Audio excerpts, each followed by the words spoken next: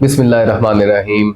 अस्सलाम वालेकुम सबसे पहले आप सबको, और अस्सलाम वालेकुम सनान भाई आपको। वालेकुम अस्सलाम शवाल, बहुत कैसे हैं? शुक्रिया सनान भाई, मैं बारहा तारुफ करवा चुका हूँ सनान भाई का। एक दफ़ा फिर आपको बताता चलूँ कि सनान भाई की माशाल्लाह से सेल्स के ऊपर, रियल एस्टेट के ऊपर और एक प्रोजेक्ट की डेवलपमेंट के ऊपर बहुत अच्छी ग्रिप है, क्योंकि माशाल्लाह से एक कंस्ट्रक्शन की कंपनी भी ऑन करते हैं, प्लस एक बहुत ही जाने पहचाने ये शख्सियत हैं जो कि सेल्स के डिपार्टमेंट के साथ अटैच्ड हैं।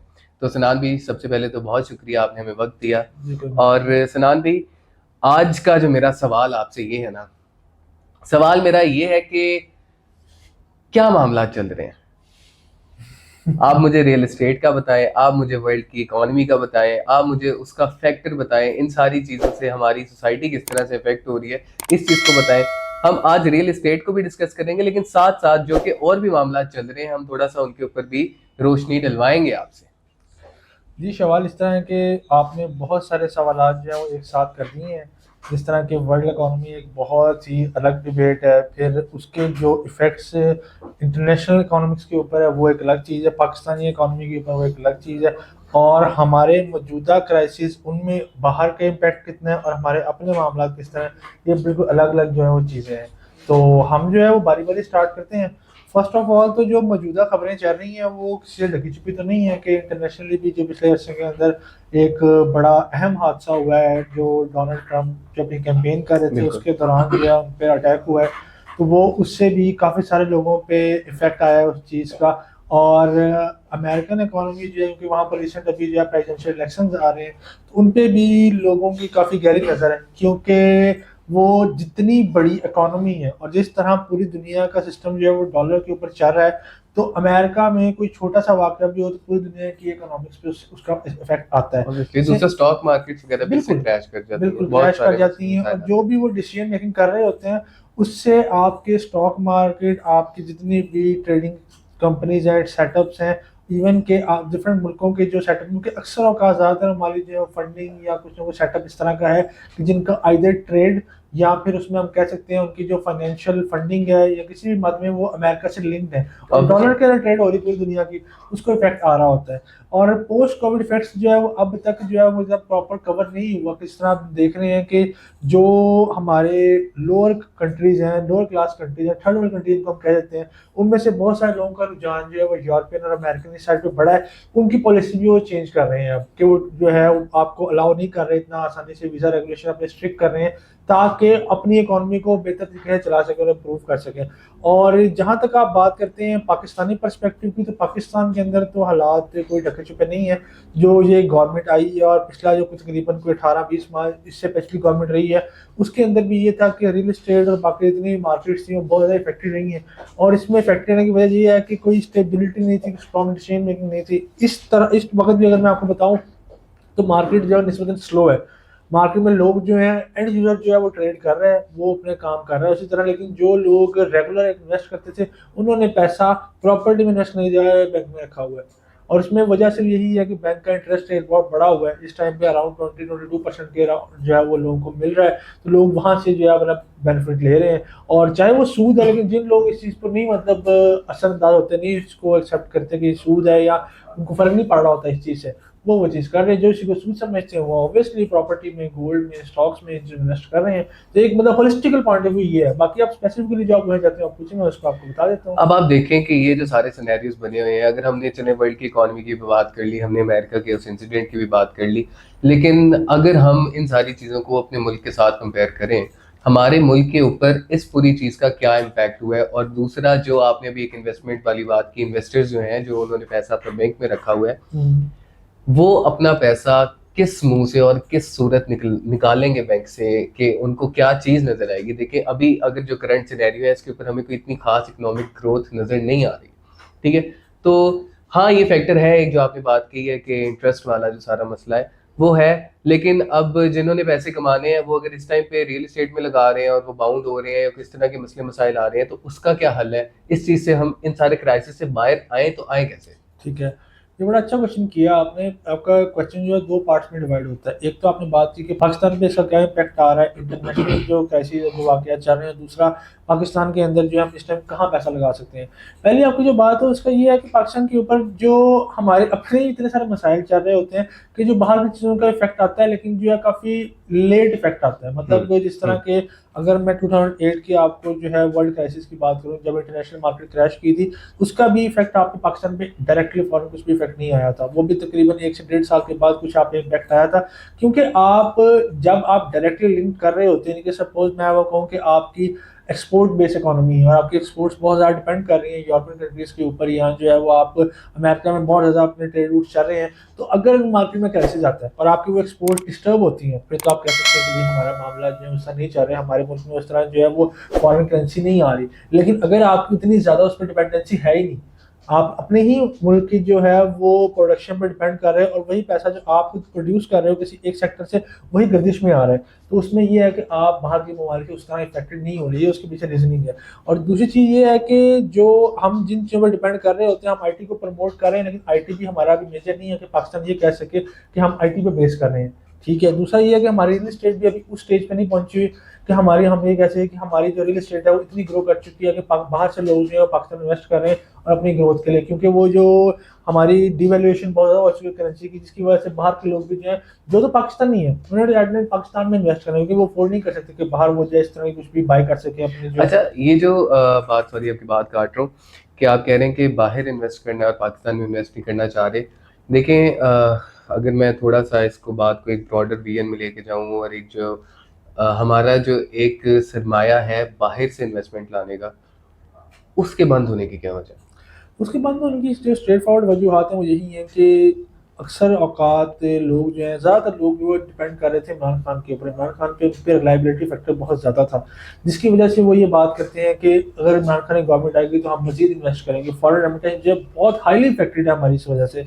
तो ये गवर्नमेंट जो है वो उस चीज़ की गवर्नमेंट ने नहीं किया। गवर्नमेंट अगर मतलब ये चीज़ आती भी है तो गवर्नमेंट को चाहिए गवर्नमेंट उस चीज़ के ऊपर इकदाम दे, थोड़ा लूप में ले, उनके साथ कॉन्फ्रेंसेस मीटिंग्स कंडक्ट करे और उनको इस चीज़ की श्योरिटी दिलाए कि जो पैसा उनको यहाँ पर आ रहा है वो किस मद में इस्तेमाल होगा, किस तरह उनको फ्यूचर में जहाँ ये यहाँ पर उनकी फैमिली है और बाकी पाकिस्तान के लोग हैं उनको किस तरह से फ़ायदा होगा। जब तक उनको ट्रस्ट नहीं दिलाया जाएगा वो चीज़ नहीं उस तरह हो तो सकती। उनको ट्रस्ट दिलाने के लिए कौन से इस तरह के आप कह लें कि क्या काम किया जा सकता है, क्या इंसेंटिव निकाले जा सकते हैं, क्या चीज़ें उनको प्रोवाइड की जा सकती हैं कि जिनकी बेस के ऊपर वो यहाँ पे ट्रस्ट करना वापस शुरू कर दें?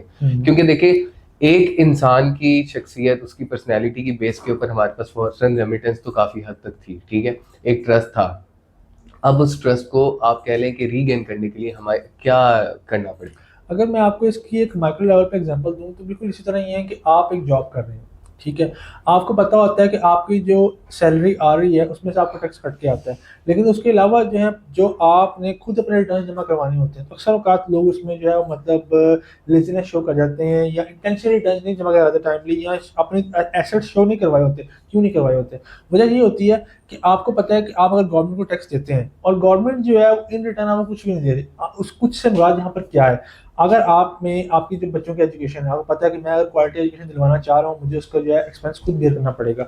आपका जो बेसिक नेसेसिटीज़ हैं, आपकी यूटिलिटी बिल्स हैं, इसके अलावा आपका जो है वो हेल्थ जो है वो क्राइसिस आता है, आपको पता है आपको सब कुछ खुद बेयर करना पड़ना है। आपकी जो भी चीज़ें आपकी सेविंग्स होती हैं आप उनको अपने पास रखते हैं कि मैं अपनी सेविंग को अपने पास रखूँ, कभी भी मेरा जो रेनी डेज आते हैं, वो रफ टाइम आता है मेरी लाइफ में, तो वो उसमें मैं अपने आप पर डिपेंड कर रहा हूँ, कोई मेरी गवर्नमेंट मेरे साथ नहीं वो खड़ी होगी। मेरा बेसिकली सवाल ही ये है कि देखें, हम टैक्स दे रहे हैं, हम हर चीज़ दे रहे हैं, हमें बदले में क्या मिल रहा यही बात मैं कर रहा हूँ कि अगर वो फैसिलिटीज़ बेहतर होती हैं, हम गवर्नमेंट कोई भी गवर्नमेंट होती है, इमरान खान की हो या पीपल पार्टी या नून लीग या व्हाट्सएवर, वो अगर कोई भी इस तरह के स्टेप्स लेती है जो कि लोगों को प्रैक्टिकल ग्राउंड्स पे नजर आते हैं कि हमारा हेल्थ सिस्टम बेहतर हो गया, कोई एक गवर्नमेंट अगर एक चीज़ पकड़ ले कि मैं एक गवर्नमेंट कह रही कि हमने जो है ना हेल्थ केयर सिस्टम बेहतर करना है, ठीक है, अब इस तरह भी आप देखते हैं, इस तरह 1122 है, ये परवेज इलाही के नाम जाती है कि इन्होंने ये स्टेप स्टार्ट किया और हमेशा से उनको उसका क्रेडिट जाता है।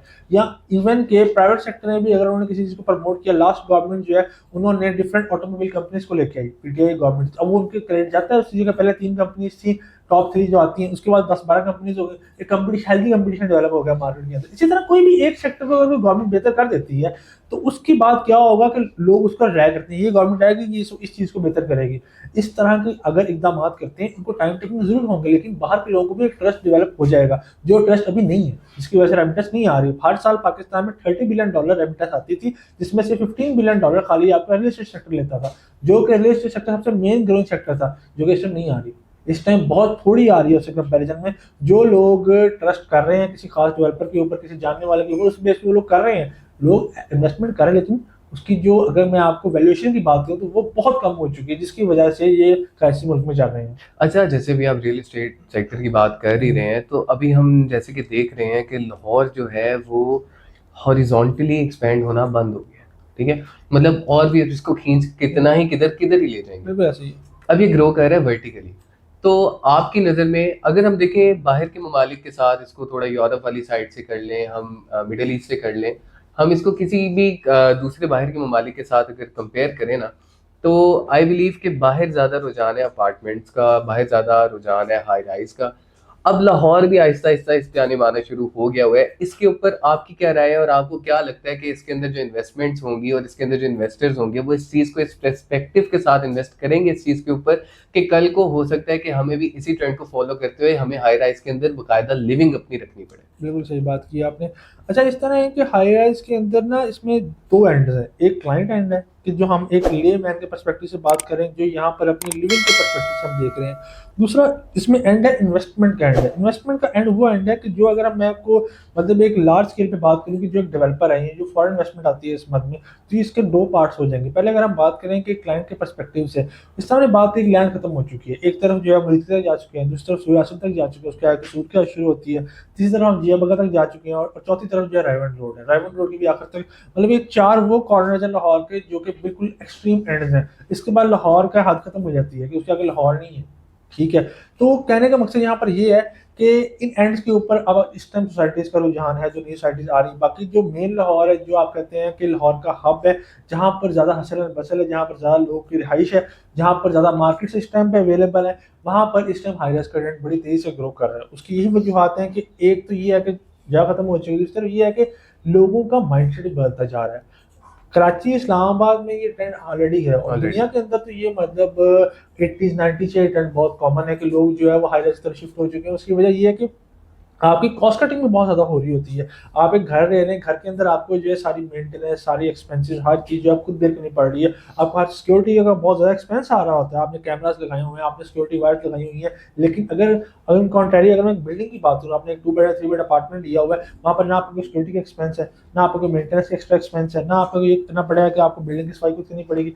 आप जो भी एक फिक्स थोड़ी सी अमाउंट जो है मेंटेनेंस की मद में दे रहे हैं, वो सिक्योरिटी, मेंटेनेंस, सफाई, उसमें सब कुछ कवर हो रहा है, हर चीज़ आपको इसमें मतलब आपका एक तरह से सेविंग का फैक्टर अलग आ जाता है, है। और प्लस आपका सेफ्टी और आपकी सिक्योरिटी एक ज्यादा अच्छी तरह से आपको बिल्कुल प्रोवाइड ऐसे की ही है। जाती है। दूसरी चीज़ ये है कि हमारी जॉब्स की नेचर बहुत बदल चुकी है कि एक टाइम था जबकि मतलब जिस तरह हम एग्रीकल्चर बेस्ड इकोनॉमी है, तो उसमें बहुत ज़्यादा लोग फिजिकल एक्टिविटी थी। इस टाइम पे जितनी भी जॉब्स हैं, अक्सर औकात फिजिकल जॉब नहीं है, वो आप ऑनलाइन काम कर रहे हैं, रिमोट जॉब, फ्रीलांस वर्क, या किसी भी इस तरह का जो आप सोशल प्लेटफॉर्म और डिजिटल प्लेटफॉर्म यूज़ करते हुए काम कर रहे हैं, तो उसमें लोगों का रुझान होता है कि यार मैं घर बैठ के काम कर रहा हूँ, वर्क फ्रॉम होम कर रहा हूँ, मुझे कोई सेफ जगह चाहिए। और बहुत सारे लोगों के घरों में इस तरह के ऑप्शन नहीं अवेलेबल होते, तो वो फिर क्या होता है कि वो इस तरह का एक अपार्टमेंट आप इंस्टॉलमेंट्स के ऊपर उसको बाय कर रहे हैं, और वहाँ पर ये है कि आपको जो है ना, आप इजी इंस्टॉलमेंट में उसको बाय कर ले, आपको पता है कि जगह मेरी बन गई, वहाँ शिफ्ट होकर नाम से अपना काम कर सकता हूँ, कोई डिस्टर्बेंस नहीं है मेरे लिए। अच्छा, वैसे बट आई बिलीव जो जिस पर्सपेक्टिव से मैं इस चीज़ को देखता हूँ ना, हाई राइज को, वो यार देखें, एक जनरल सी बात करूँ ना, तो आप देखते हैं माशाल्लाह से लोगों के पास कनाल कनाल की कोठी, 2-2 कनाल की कोठी, 4-4 कनाल की कोठी, बीच में रह रहे हैं 3 लोग, 4 लोग रह रहे हैं, ठीक है। इससे व्हाट आई बिलीव जो हो रहा है ना, वो ये है कि चलो आपने एक तरह से दिखाने के लिए अपना स्टैंडर्ड ऑफ लिविंग हाई रखा हुआ है, ठीक है, आपका एक बहुत बड़ा घर है माशाल्लाह से, अल्लाह ने आपको नवाजा उस चीज़ से, लेकिन आपकी अपने घर वालों के साथ कोई इंटरेक्शन ही इतनी कम हो गई हुई है, आप अपने घर वालों के साथ तो बातचीत भी नहीं करते होंगे। क्योंकि अगर एक लड़का है, लेट सपोज वो स्कूल गोइंग है, कॉलेज गोइंग है, उसने सुबह कॉलेज जाना है, शाम को अकेडमी जाना है, उसने रात को वापस आना है, सिर्फ खाना खाना है, तो खाना खाने के लिए घर वालों के पास बैठना है, बैठ के उसने भी सो जाना है। कोई ऑफिस बॉय है, लेट सपोज कि वो इन हाउस जॉब कर रहा है, ठीक है, उसने अपने ही कमरे में बैठे रहना है, रूम में बैठ के, उसकी interaction basically what I mean to say is कि आपके अपने घर वालों के साथ, अपनों के साथ इंटरेक्शन बहुत कम हो गई हुई है।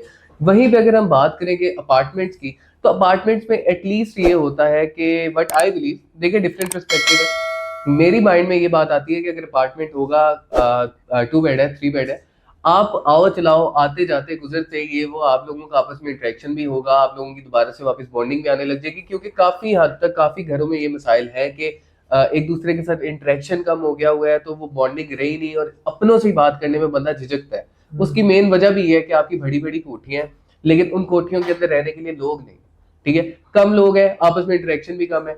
यही अगर आप अपार्टमेंट्स की बात करते हैं, तो वहां पे आपके पास एक स्टैंडर्ड ऑफ लिविंग भी होगा, आपके पास अपनी सिक्योरिटी अपनी सेफ्टी भी होगी, प्लस आपका वट आई बिलीव आपका आपस में इंटरेक्शन भी होगा, जिससे एक लाइवलीहुड ज्यादा अच्छे से इंक्रीज होगा।